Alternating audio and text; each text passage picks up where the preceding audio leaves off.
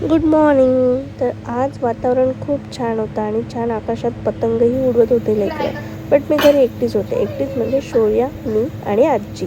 नंतर थोडी खिचडी केली आमच्यासाठी. शौर्याला आधी चारून घेतलं कारण मला नंतर भरपूर कामं होती. घरातलं सर्व आवरायचं होतं.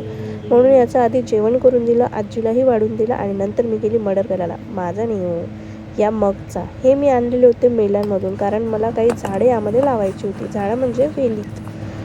तर सर्वात आधी मी खत काढून घेतलं एक मग. त्याच्यानंतर सगळ्या कुंडीत मी खत टाकलं, काही दगड टाकले आणि माती वगैरे मिक्स करून सगळे व्यवस्थित मगमध्ये फिक्स केलं आणि नंतर यातली सगळी वेली मी त्यामध्ये ट्रान्सफर करून घेतली. खरं तर झाडं लावणं खूप जास्त इझी टास्क आहे, पण त्यांना जगवणं त्याहीपेक्षा खूप अवघड काम आहे.